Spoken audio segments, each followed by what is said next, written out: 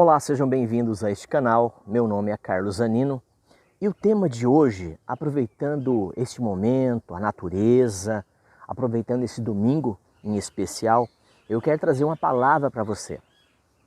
Para vocês que estão me assistindo, que vão me assistir, tá? É algo que eu já tenho no canal, tá? Mas eu queria trazer de forma assim resumida, mais alguns pontos para vocês, tá? Algumas pessoas têm pedido, irmãos, irmãs, o pessoal tem pedido que eu trouxesse alguma coisa a mais de informação sobre esse assunto, tá bom?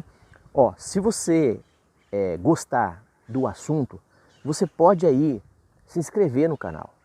Se você discordar de alguma coisa, deixa nos comentários, pois os comentários existem para você fazer uma crítica, uma sugestão, tá bom?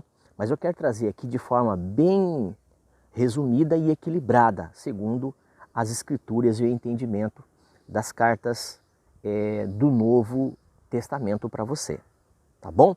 Então já deixa o seu like, toca no sininho de notificações aí, porque você vai estar recebendo novos vídeos e de forma bem periódica. Quase todos os dias eu tenho um vídeo novo para você. Assunto de A a Z, diversos e correligados. Com relação a esse, por exemplo, esse é correligado, esse tem alguns assuntos que já estão no canal. Beleza? Então, vamos lá?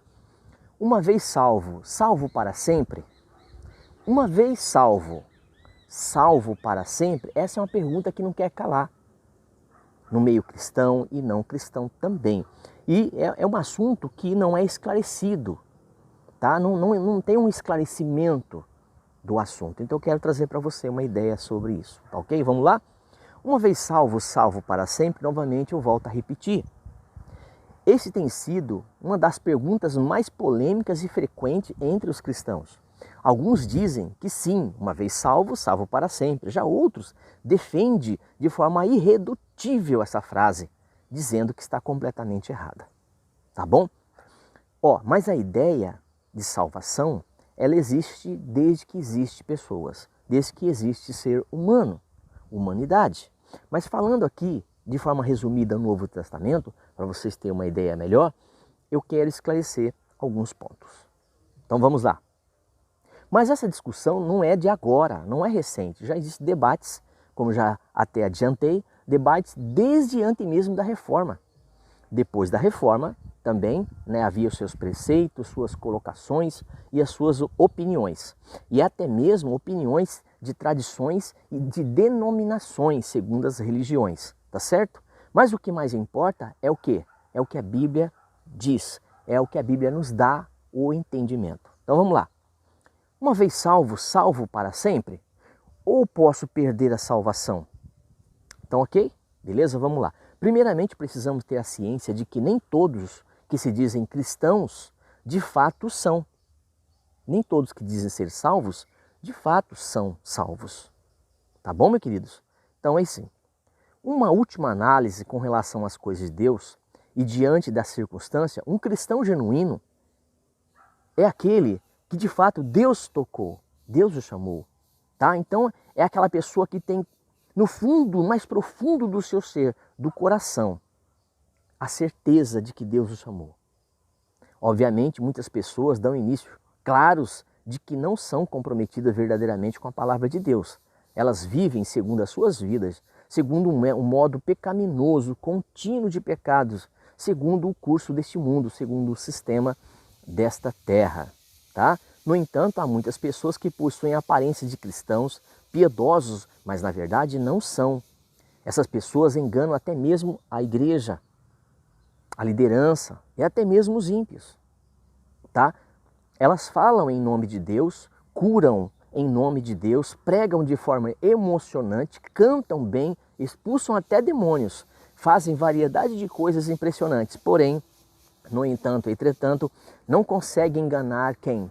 O próprio Deus. Então, não tem como nós enganarmos a Deus, porque Deus conhece todas as coisas, tá bom? Então vamos lá. Muitos me dirão naquele dia, Senhor, Senhor, em teu nome não profetizamos, nós em teu nome não expulsamos demônios, e em teu nome não fizemos muitas coisas, muitas maravilhas? Então Deus dirá, abertamente, nunca vos conheci, apartai-vos de mim, vós que praticais a iniquidade. Mateus 7, 22 e 23. Então Deus está dizendo aqui na palavra que Ele não conheceu tais pessoas, que essas pessoas não eram dele. Não eram dele. Para que Ele falasse, para que Ele trouxesse dessa forma, é porque Deus não tinha, essas pessoas não tinham comunhão com Deus. Então, não tinham comunhão com Deus, não pertencia ao povo de Deus. Não eram nascidas de novo. João 1,12 fala que existem criaturas e filhos. Beleza? Então vamos lá. Note claramente que nunca vos conheci. Então, Deus não conhecia. Essas pessoas não pertenciam ao reino, não pertenciam ao aprisco, não pertenciam ao rebanho. Logo, sabemos que existem os salvos verdadeiros e aqueles que parecem apenas serem salvos. Sobre os assuntos verdadeiros, a Bíblia é muito clara em dizer que estes não se perdem. Aqueles que Deus trouxe e chamou não se perdem, tá bom? Então existem muitos textos bíblicos que explicam essa condição. O capítulo 10 do Evangelho de João é um dos mais objetivos nesse sentido. Preste atenção. As minhas ovelhas ouvem a minha voz, eu as conheço e elas me ouvem. Olha que interessante. Dou-lhes a vida eterna, dou-lhes a vida eterna, e nunca hão de perecer, e ninguém as consegue arrebatar de minha mão. Meu Pai me deu, e meu Pai, se Ele me deu, ninguém pode arrebatar da mão, ninguém pode tirar de mim, ninguém pode tirar de Deus. João 10, 27 ao 29. Deu para entender aqui? Está conseguindo entender melhor? É uma pena que muitas das vezes as pessoas estão engessadas, elas estão com o coração empedernidas, elas não conseguem entender essa palavra. O religioso mesmo, ele não consegue entender. Mas aquele que há de ser salvo, esse consegue compreender o que a Bíblia diz. Então vamos lá?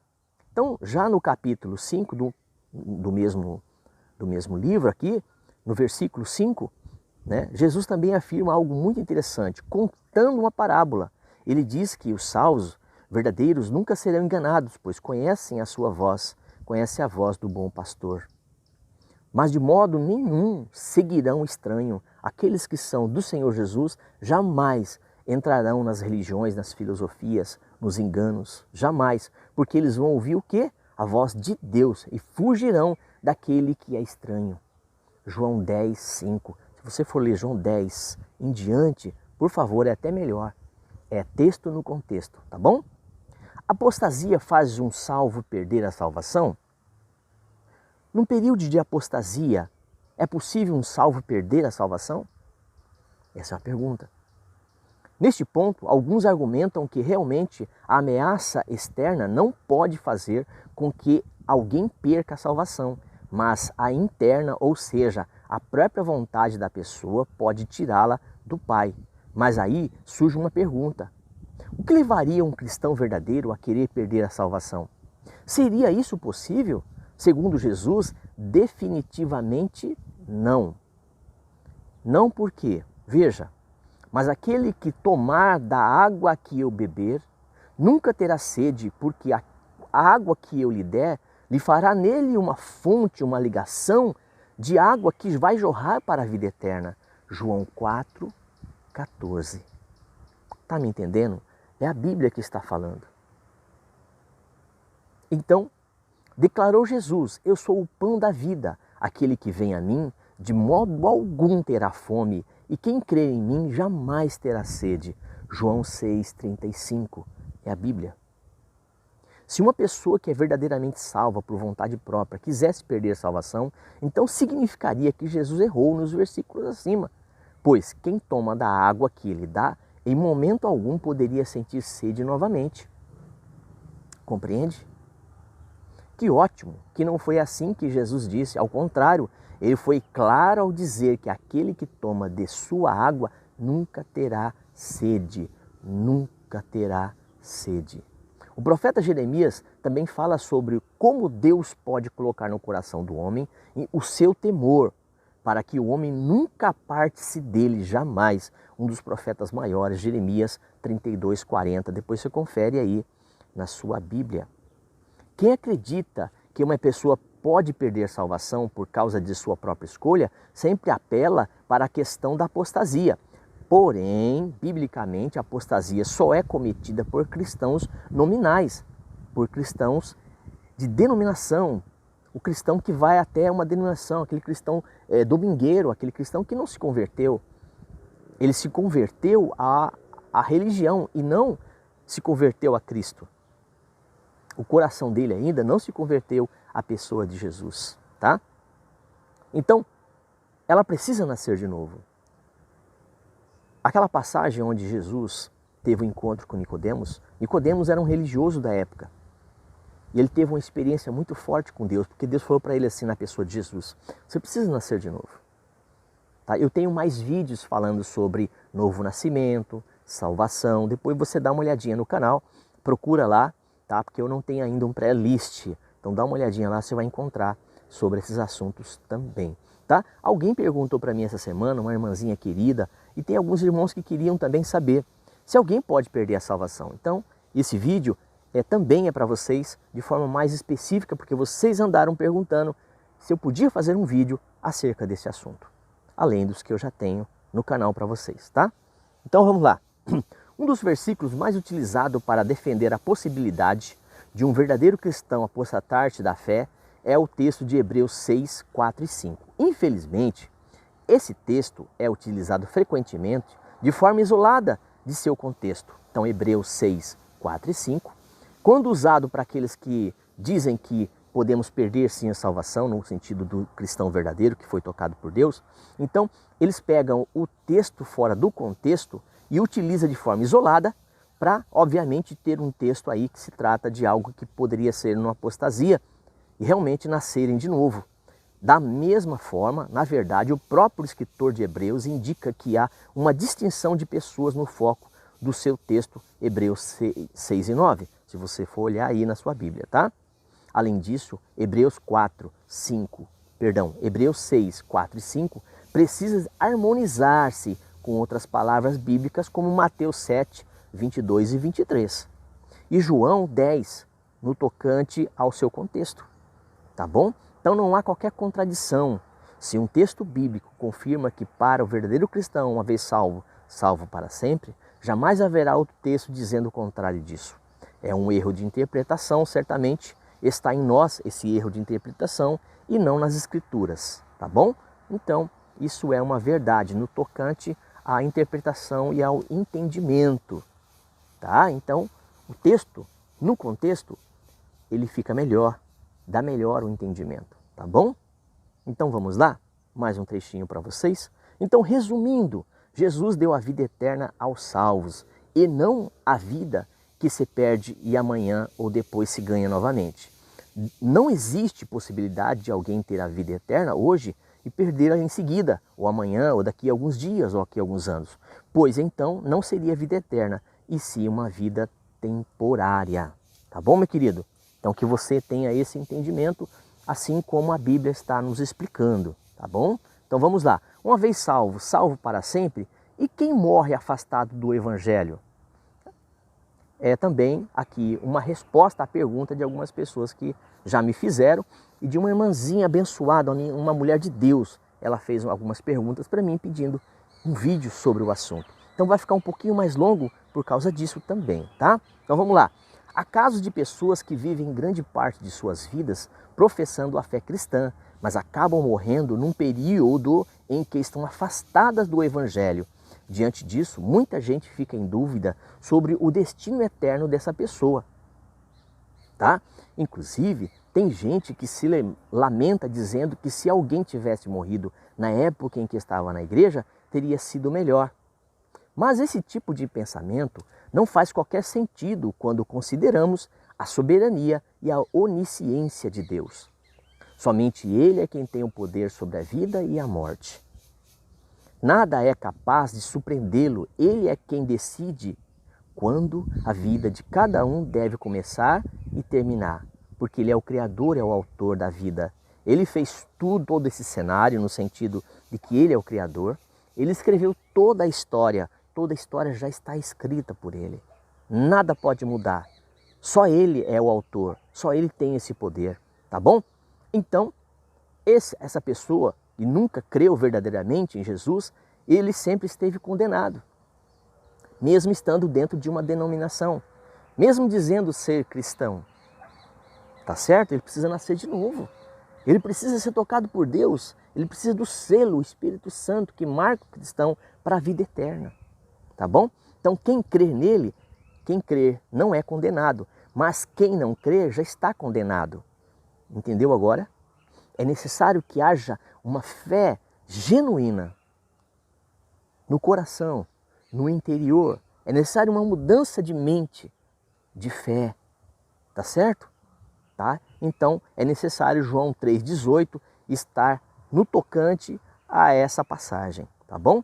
O próprio Jesus explica porque existem pessoas que não creem nele, mas vós não credes porque não sois de minhas ovelhas, como já vou-lo tenho dito, João 10,26.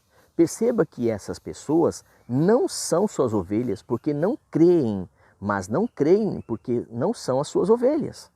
Porque se fossem ovelhas do mesmo aprisco, estariam crendo, mesmo que estivesse fora de uma instituição. Porque religião não salva ninguém. E nenhuma pessoa que diz ser de uma instituição, de uma denominação, quer dizer que ela é mais santa ou mais salva que uma outra pessoa. Tá bom? Beleza até aqui? Então eu já estou terminando, tá? Então, também pelo fruto se conhece a árvore, Mateus 12:33. No entanto, não devemos esquecer que o juízo pertence a Deus.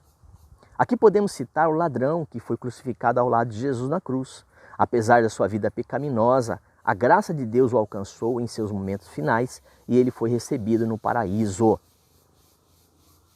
Isso explica para você, te dá uma ideia? A parábola diz que uns são chamados logo no começo do dia, enquanto outros são chamados ao entardecer do dia. Uns antes e outros no final. Tá ok? A Bíblia diz que é preciso crer em Jesus para ser salvo. Fechando aqui o vídeo. O ensino bíblico é claro que ao afirmar que para alguém ser salvo é preciso crer em Jesus, Atos dos Apóstolos 16:31. Em relação ao crer em Jesus também é preciso dizer que não é simples assim, um simples crer. Existem muitas pessoas que se dizem crentes em Jesus, mas a própria Bíblia diz que até mesmo os demônios creem em Deus, Tiago 2,9. O crer em Jesus para a vida eterna é explicado em João 3,3. Esse crer é o novo nascimento, é ser nova criatura. Em outras palavras, como o apóstolo Paulo mesmo diz em Jesus Cristo, é necessário ser regenerado para uma vida nova, uma nova esperança. Essa regeneração não é uma obra humana, embora sejam nós que cremos em que Deus é quem faz, é Deus em quem opera pela fé. Então Efésios 2,8, essa fé ocorre quando resultado de uma regeneração operada pelo Espírito Santo de Deus. João 6:65, Efésios 2:5. Por isso o escritor de Hebreus escreve que Cristo é o autor e consumador da nossa fé. Hebreus 12:2. No homem natural não habita bem algum. Em si mesmo não. Em nós não. Tá certo? No homem carnal, não. Romanos 7:18. Não há quem entenda, não há um justo sequer. Não há ninguém que busque a Deus. Todos são inúteis, pecadores e destituídos da glória do Senhor estão. Romanos 3 em diante, se você estiver lendo nas suas escrituras, ou melhor dizendo, na sua Bíblia. Então, nas escrituras sagradas estão dizendo e diz isso. Beleza? Porém, uma obra completa divina, faz com que alcancemos essa graça e nos livra do inferno. Ok? Estes ou eles são regenerados, justificados, santificados, glorificados. Eles são adotados na família de Deus, sendo feitos filhos de Deus. Lembra que eu falei de João 1,12? Porque dantes a esse conheceu, também o predestinou para serem conforme o Filho, a imagem do seu Filho, o primogênito entre muitos irmãos. E a esses predestinou, a esses também chamou, e aos que chamou também justificou, e aos que justificou, a esses também glorificou. Romanos 8:29-30. Porque pela graça sois salvos mediante a fé, isso não vem de vós, é dom de Deus, não vem das obras para que ninguém se glorie, para ninguém ficar achando que por ter feito alguma coisa mereceu mais que os outros. Ninguém merece coisa nenhuma. Isso é Efésios 2, 8 e 9. Termino o meu vídeo aqui dizendo que creia em Jesus. O crer em Jesus, ele tem que ser livre de qualquer coisa. Nada que façamos pode nos dar qualquer salvação, qualquer livramento. Não, nada. Nós precisamos crer somente em Jesus. Que você possa ter um domingo abençoado e que você possa ter uma semana que logo vai estar começando cheia de boas notícias e de coisas boas. Deus abençoe teu dia, tua família e tudo que você estiver fazendo. Fica firme com Deus e até um próximo vídeo.